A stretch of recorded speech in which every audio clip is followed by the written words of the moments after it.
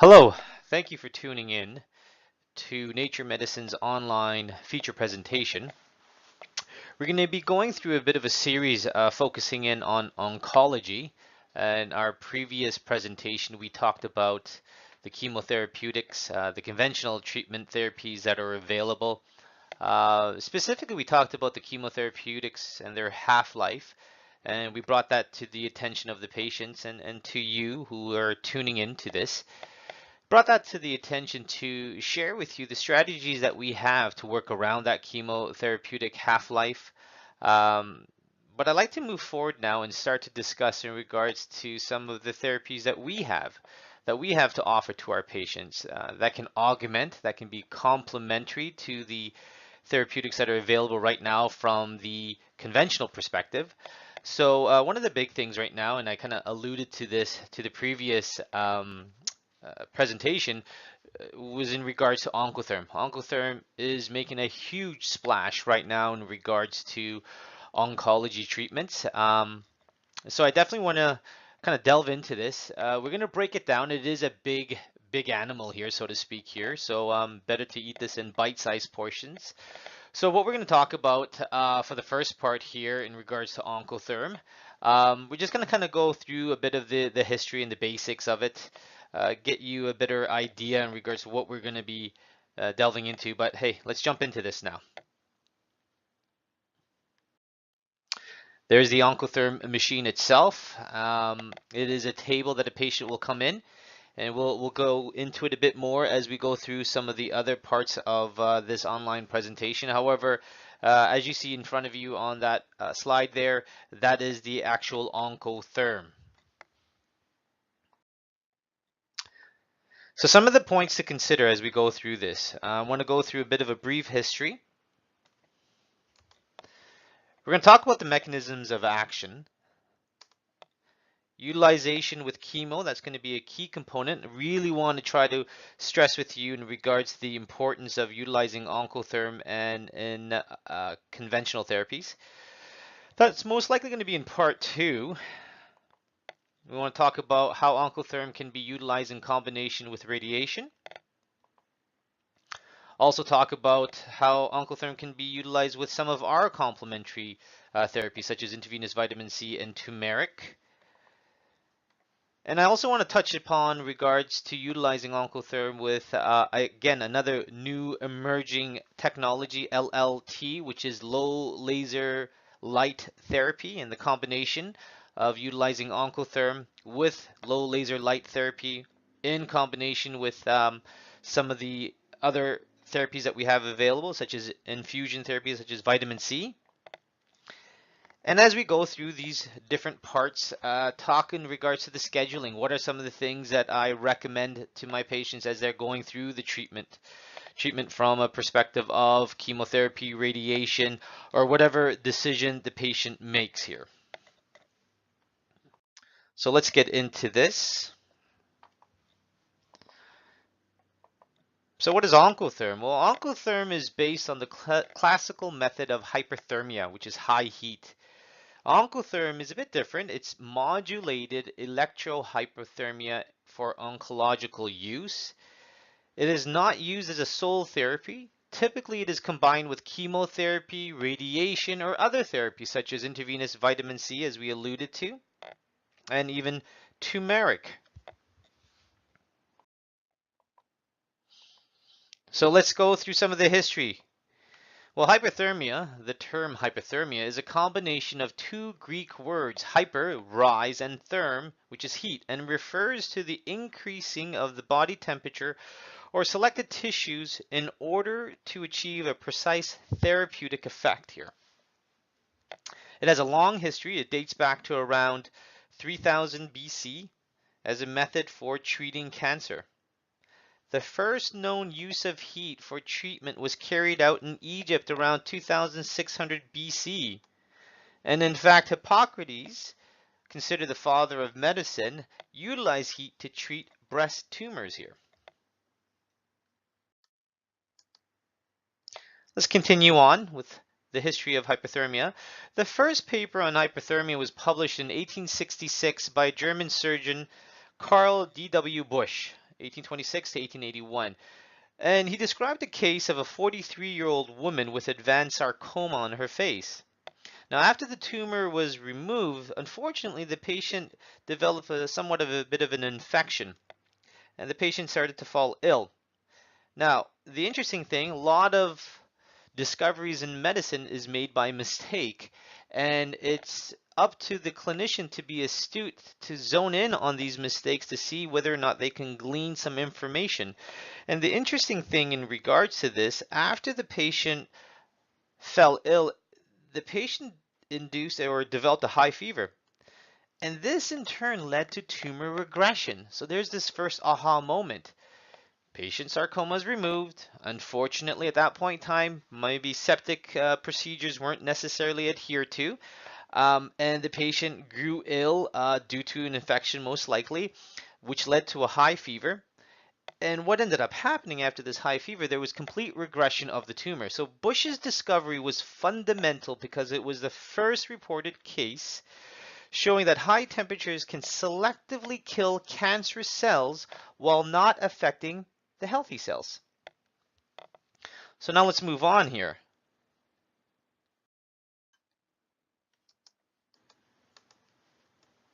Now, an American surgeon, W.B. Coley, 1862 to 1936. Now, he took it upon himself to look at that incident that occurred with that patient falling ill, inducing a fever, then the tumor regression. So he started looking into other components of what he can do to try to induce a fever. So what he did is his studies involved the injections of different types of bacterial pyrogens or components of the bacteria that can increase temperature or induce fever.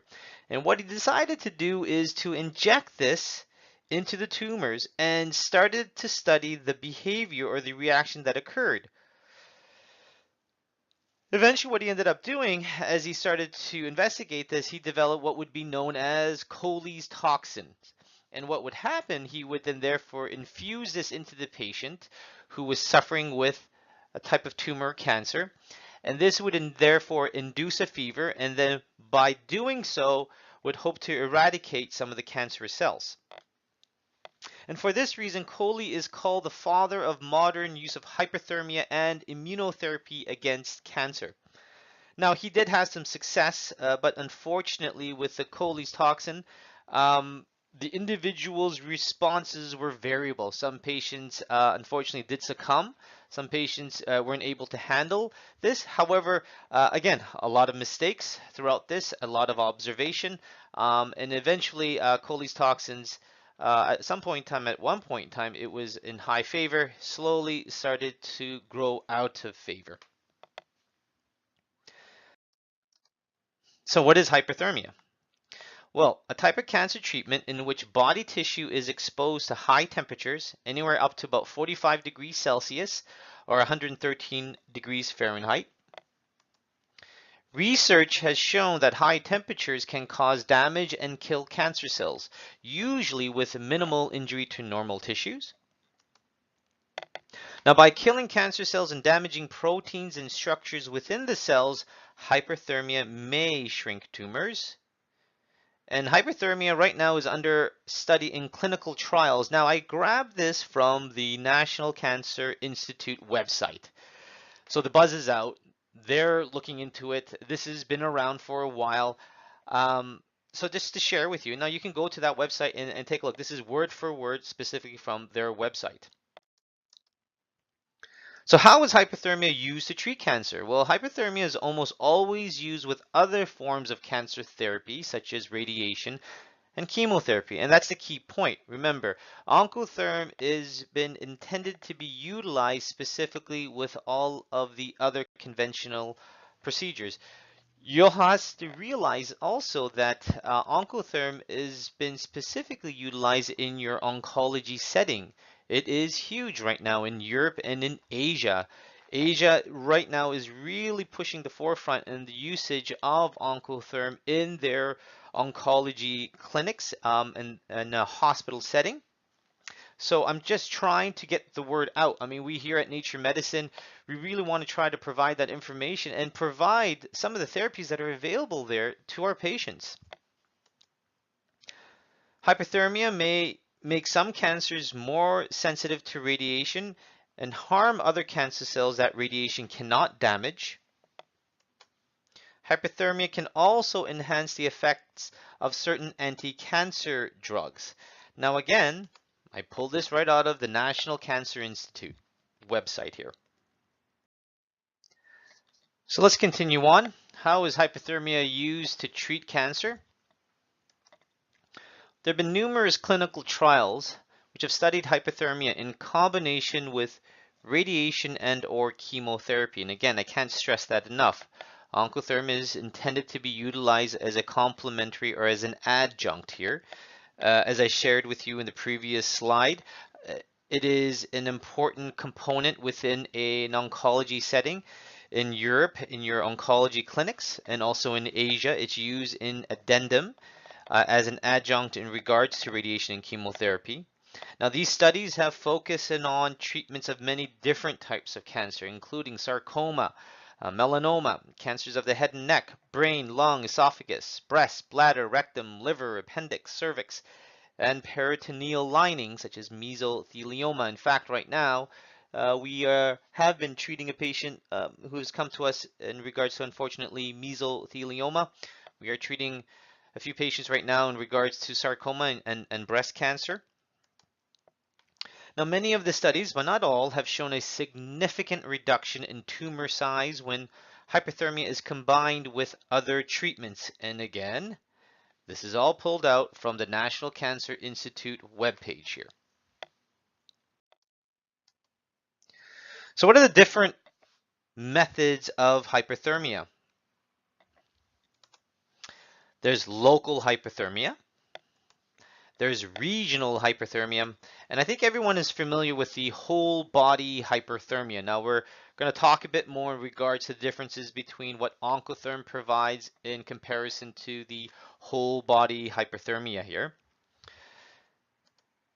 Now, how to generate the heat. There's different types of energy that can be used to apply heat, including microwave, radio frequency, and ultrasound. Oncotherm utilizes radio frequency at 13.53 megahertz, extremely safe. The Oncotherm utilizes this to generate heat. And again, National Cancer Institute. So as you can tell, I'm pounding this over everyone's head here that this is research that is out there. The information is there. This isn't something that I'm making up. And in fact, the National Cancer Institute, obviously Oncotherm has, and hypothermia has piqued enough interest that they are also looking into this. Also, the patients must be bringing this to the attention of their oncologist because, again, you, the patients, are the forerunners looking and seeing to see any treatments that may be available out there for your health situation. It helps us as clinicians because you're bringing this information to us, and therefore we can then take the next steps to start to research to see whether or not this is viable, feasible, or if it's just a hoax, so to speak. So, Oncotherm. Oncotherm is the first and only Class 3 licensed LRHT device approved by Health Canada. LRHT is Local Regional Hypothermia Treatment. It's the only one that is approved by Health Canada. Health Canada medical device number 88986. Unfortunately, this is not approved by FDA. Now, I have been told that this is under research right now, or it's in a research facility in a hospital setting, I think out in the west coast of the United States, and they are only utilizing it for a very narrow spectrum of a specific type of cancer. So you're not going to see this in any oncology settings or clinics in the US, unfortunately. However, here in Canada, it is approved, and we are one of the clinics here in Ontario and in Canada, probably About a half a dozen to a dozen are in Canada, and we are fortunate enough to have it here at this clinic, Nature Medicine, to provide for our patients. This next will give you an indication in regards to the distribution of Oncotherm. There's about 400 devices in 32 countries on 5 continents. There are 37 universities that are utilizing Oncotherm devices in 12 countries. It's approximately 200,000 plus treatments per year. So again, Oncotherm is out there. As you can see, those green highlighted countries, those are countries that are pending right now in the sense of approving the usage of Oncotherm. The reason why the United States are colored in blue, such as Canada, because there is one hospital out in the west that is utilizing Oncotherm under research components just to investigate it, but it's under a very narrow definition in regards to the usage of the Oncotherm for a specific and rare cancer. That's what I've been told. Again, this is courtesy of the oncotherm.com webpage. You can go on there, a lot of great information. We are listed in there as a practitioner utilizing Oncotherm. A lot of good articles, good journals. It'll keep you up to date, and just to share with you and open everyone's eyes in regards to how huge Oncotherm is over the world. So this slide is going to talk a bit in regards to the difference between hypothermia and Oncotherm. See, Oncotherm utilizes the components of hyperthermia because hyperthermia, in essence, is the increase of the body temperature. The difference between the two is Oncotherm is targeted. You may want to think of it in that way. Traditional hypothermia, or I'm sure when you are thinking about hypothermia, typically it involves the aspects of whole body hyperthermia. So that means the whole body is being heated specifically to target the tumor itself. Now, if we go through this on your left-hand side here, you have your traditional hypothermia, general radiating heat. So as you can see here, both malignant and healthy tissues are uniformly heated from all sides. The temperature difference between the tumor cells and the surrounding healthy cells is hardly measurable. So what happens, and what this is stating, is in order to quote unquote heat the tumor, the unfortunate thing, the whole surrounding tissues are also heated. Now for whole body hyperthermia, that is done in quite a complex setting. It has to be done under the guidance of an anesthesiologist. They have to ensure the fact that you're not reaching a temperature that is too high that could be detrimental to the overall health, but you also want to need to walk that fine line to ensure the fact that the tumor in and of itself is being heated. So again, you're looking at whole body hyperthermia, whereas in Oncotherm, it's local and it's regional. So in essence, what it's doing, it is specifically targeting the tumor. And there's a difference there. By targeting the tumor, you do not have to heat the surrounding tissue. Now, how that works, it's in regards to the uniqueness of the Oncotherm, utilizing the radio frequencies to generate heat. It's also taking into consideration the unique metabolism of cancer, the cancer cells, the unique makeup of the cancer cells, then therefore can harness this radio frequency waves, whereas your healthy tissues are not affected. So if you take a look at oncothermia conductive heating on your right side, the electric field and the resulting heat are directed to the area of the tumor cells. So the temperature of the healthy tissue increases only very slightly. It is focus conductive heating.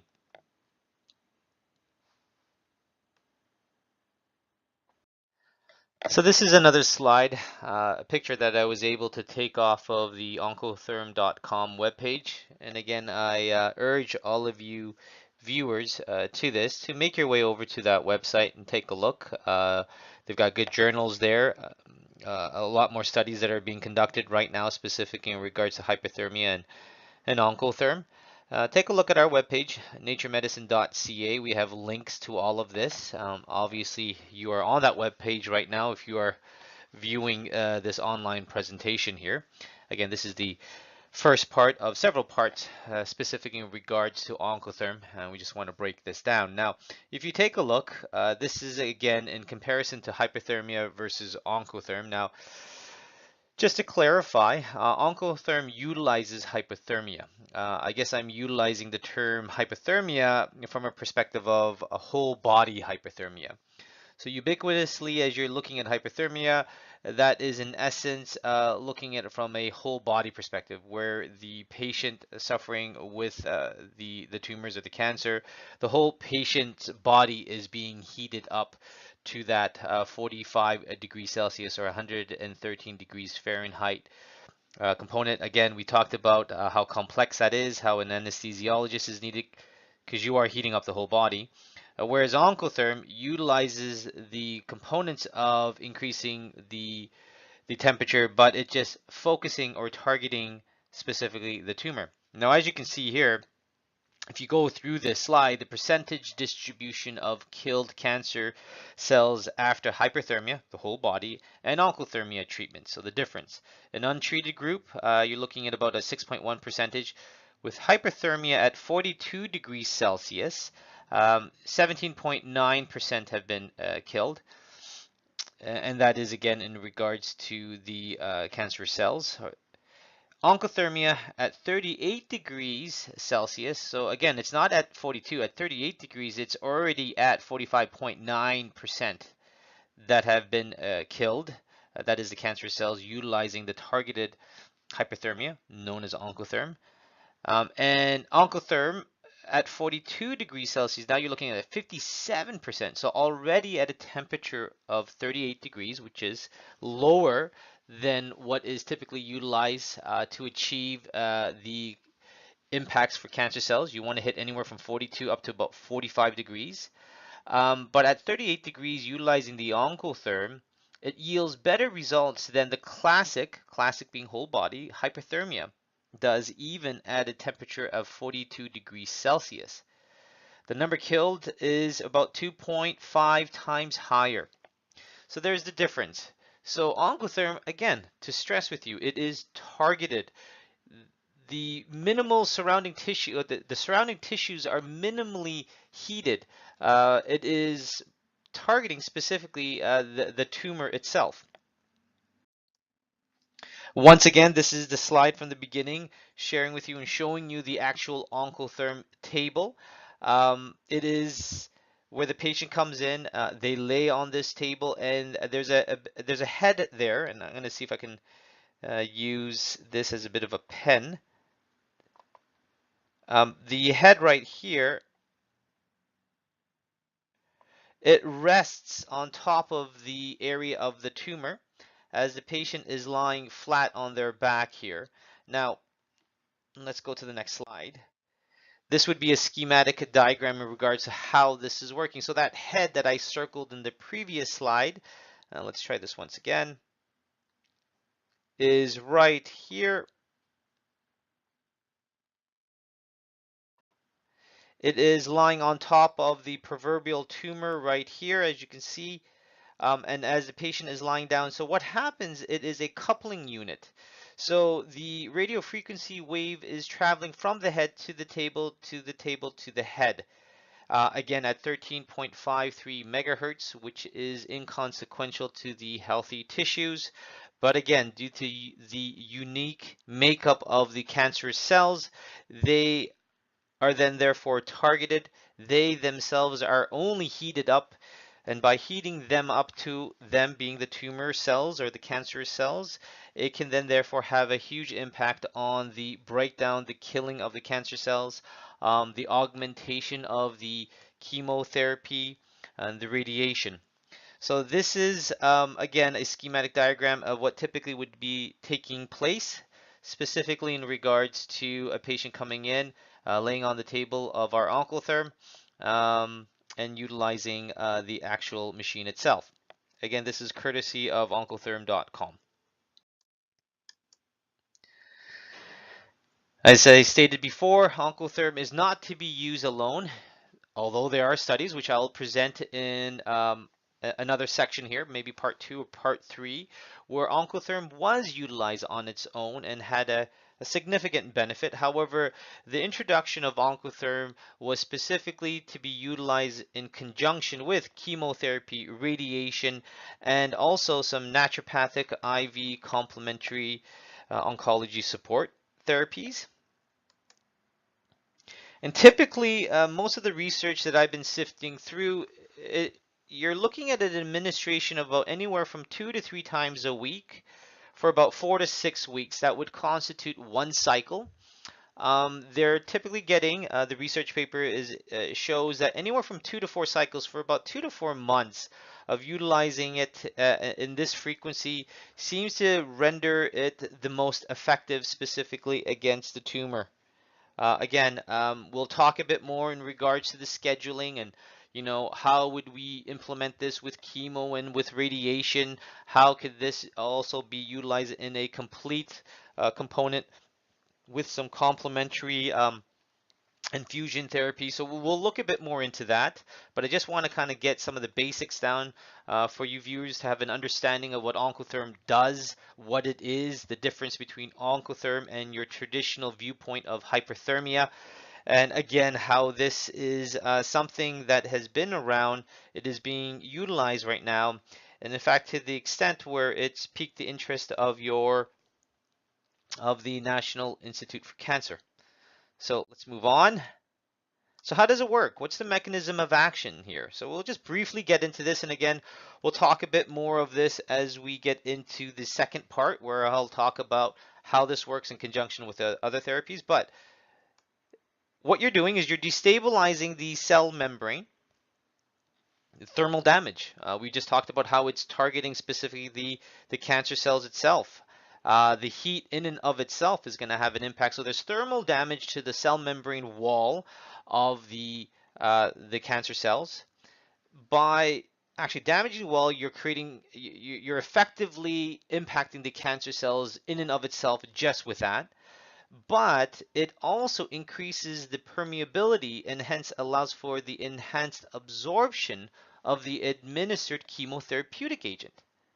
So the Oncotherm damages the cell wall, thereby impacting the cancer cells just by that specific first step. But the second step, by doing so, it also allows the chemotherapeutic agents to seep its way in, to have that much more of a toxicity specific to that cancer cells. And remember, this Oncotherm is only heating the tumor cells. So therefore, we are effectively being able to administer that agent specifically to that area and rendering it that much more susceptible. It sensitizes the tumor cells to radiation, which again we'll talk about somewhere in part 2 or part 3. Just don't want to overload everyone, and I'm sure I'm probably doing that right now. However, just want to break this down. So it sensitizes the tumor cells to radiation. It promotes the immune response against the tumor. So now there's an immunological response to this Oncotherm. So A, it's damaging the cancer cells. B, it's enhancing the effectiveness of the chemo because it can get there, it can seep its way through, it can break down, or the cellular membrane barrier has been broken down. So now the cancer or the chemotherapeutic can get in. It can sensitize the tumor cells to radiation, and it also enhances the immune response against the tumor.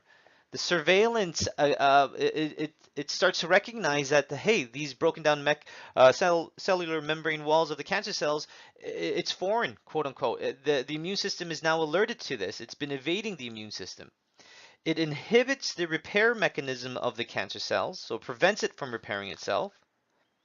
And it can activate apoptosis, which is a natural programmed cellular death. It is a specific sequence of events that occurs that the cell or the cancer cells will kill itself. It commits suicide. It's done in an orderly fashion here.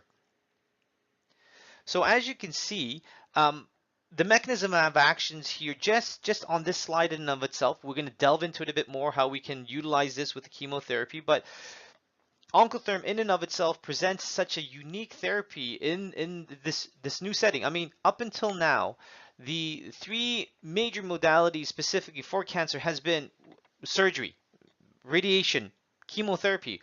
Well, now knocking on that door is Oncotherm. Oncotherm can now be utilized in combination with the radiation, in combination with the chemotherapy, and it's going to make it that much more effective, and thereby the patients will start to benefit. And that's the key thing, right? In order to ensure the fact that we can present and give to our patients the best benefit that we can provide. So now, as you can see here, this slide, we're going to end here. So what did we so far conclude? So what are the points that we talked about in this first part? A brief history. We talked briefly in regards to the mechanism of action. We're going to conclude here, but part two, we're going to look in regards to the impact of Oncotherm with chemotherapy. We might just keep that on its own. We might look in regards to utilization with radiation as a separate online feature presentation.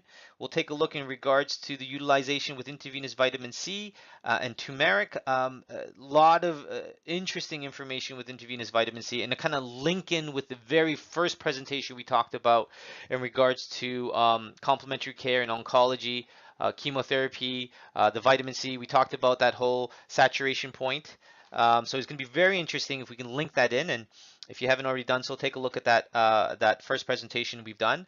The utilization with low laser light therapy. We'll briefly talk in regards to what low laser level laser light therapy is, and the combination that we have and what we can do with Oncotherm. I mean, it's extremely exciting. It's extremely exciting right now with what I can present to my patients, what I can try to present to your viewers who have logged on to take a look at this online presentation here, because up until now, we've been trying to treat this cancer and going at it from a biochemical viewpoint, right? It's intravenous vitamin C specifically. It's a chemotherapeutic agent.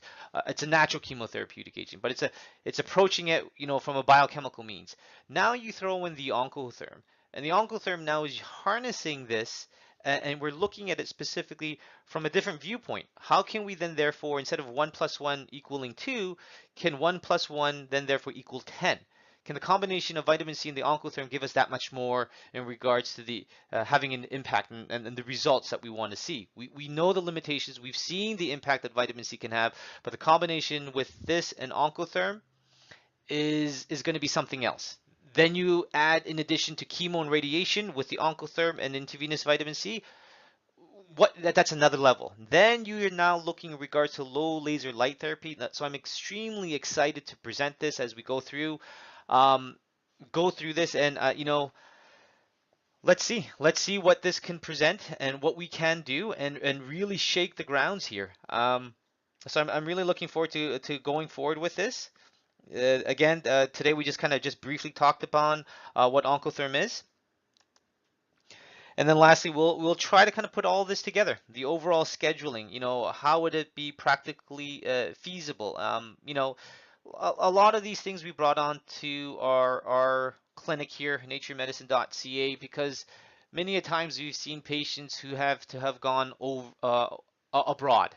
They have to go to Mexico, they have to go to Germany, and great, I have no problems, but they have to come back. They have to come back home, and they have to go ahead and lead their lives. Now, they do get good success, but it's got to be managed. Now we are in a position where we can present this to our patients. We can offer this to our patient, where they then therefore can receive treatments here in their own backyard without having to travel abroad. They can be here, receive treatment, and continue to live their lives. So it is something extremely, extremely exciting. It's exciting to be able to have this at our clinic, knowing the fact that we are probably the only clinic that has the Oncotherm, the low laser light therapy, the 10-pass ozone, all of these different modalities that we have. So I'm really, really excited to see what we can present in addition to what we already have up until this point in time. So again, that concludes part one.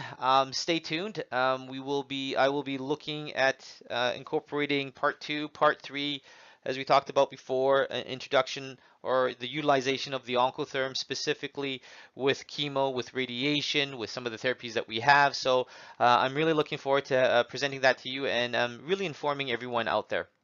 Thank you for tuning in, and see you soon.